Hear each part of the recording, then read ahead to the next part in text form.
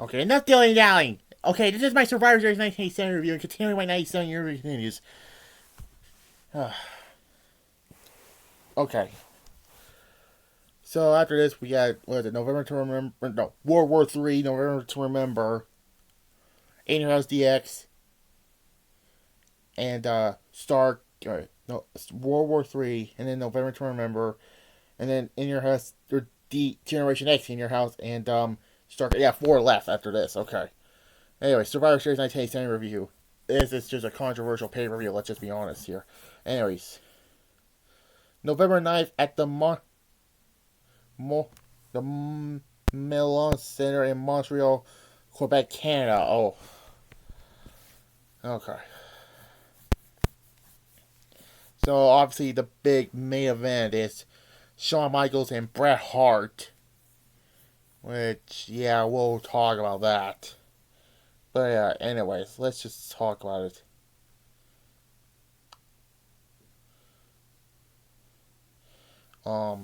But this show, it's one of the worst, so let's just be honest. Well, not the worst. So, let's just get on to it. We kick things off with the first of 4 Survivor Series elimination matches. The Godwins and the New Age Outlaws defeat the Headbangers and the New Blackjacks. This was just a terrible Survivor Series match. And I think the New Age Outlaws will be the tag team champions after the show. But yeah. And the finish of it, Billy Gunn, he's gonna hit Mosh's head. He missed it a mile, but Mosh has to act like it hit him. A 2. Anyway, then we have another traditional Survivor Series match of the Truth Commission defeats the Disciples of Apocalypse. Well, at least this was not. At least I don't have to suffer through another Los Barricos versus DOA match again. And I believe this was Brian's last match until he went to WCW. But yeah, it's just to showcase the Interrogator, Kurgan. And where's that freaking Don Callis in this match? And he also had to do commentary. Fuck, man. Just a dot. It's just a lot of sidewalk slams. It's just. And then, get ready for this, another 4-on-4 Survivor Series elimination match. With Team Canada of the British Bulldog, Phil and Lavong, and Jim Neidhart, which, by the way, all 4 of them will leave after this. Well, Bulldog and Neidhart left, like, I believe the next night on Raw or something, because of what happened in the main event. Defeat Team USA. Now, the Patriot was originally supposed to be in this match, but I think he couldn't make it or something. And this was the first appearance of Steve Blackman, and, well, they didn't win this. This Team USA was Goldust, Mark Merrill, like I mentioned, Steve Blackman, and Vader. And this led to that horrible feud between Vader and Goldust. Bulldog was the sole survivor in this match, and yeah, it's just what they proven over the last 2 Survivor Series matches, but I only give it a 5.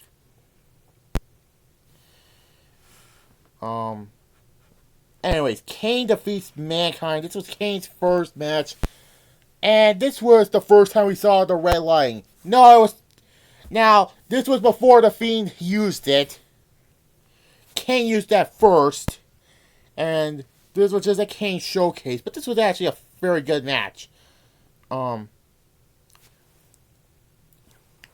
of course, Kane had to look strong in this because he's going to feud with The Undertaker at WrestleMania. And yeah. A 6.5. It was a good match. And then back to 4-on-4 Survivor Series matches. So this is the last one. So yeah. Anyways, Ken Shamrock, Ahmed Johnson, and the Legion of Doom defeats the Nation Domination of Farouk, D'Lo Brown, Kama, and The Rock, basically. I'm just calling him The Rock. This was actually the best one of the 4-on-4 elimination matches. Shamrock is the sole survivor, and he gets another title opportunity the next month, but whatever, I get a 6. It was a good match. Anyways, then we get to the first of 2 championship matches, and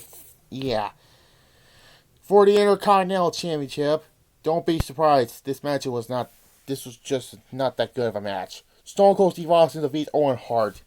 This lasted 4 minutes and 3 seconds, yeah. And this, because I guess you have to protect Austin as possible because he had the neck injury at SummerSlam. But this led to the real life problems between the two, and jeez, no wonder why Austin doesn't want to work with Owen Hart after this. So, and I believe No Way Out, they were a tag team. Even back in the 90s, wrestling logic doesn't make sense, but yeah. So yeah, this match was just not that good of a match. I mean, for an Austin match, was not good. I'll give it a 3 out of 10. Okay, this is where everyone wants to talk about. For the WWF Championship, Shawn Michaels defeats Bret Hart by submission. You know what, this was not their best match, let's just be honest. And why this match is infamous, the ending. Let's just be honest. Now, I had a mix between this ending for this. You know the story. The Montreal Screwjob. Shawn gets Bret the sharpshooter. Referee Earl Hebner rings the bell, while Bret Hart did not tap. We all know why we all know this is infamous for this. The Montreal Screwjob. And begin the Mr. McMahon character. And yeah, I give it a 5 out of 10 because this was not good chemistry what they used to have, like WrestleMania 12 or Survivor Series 92 or those matches, you know.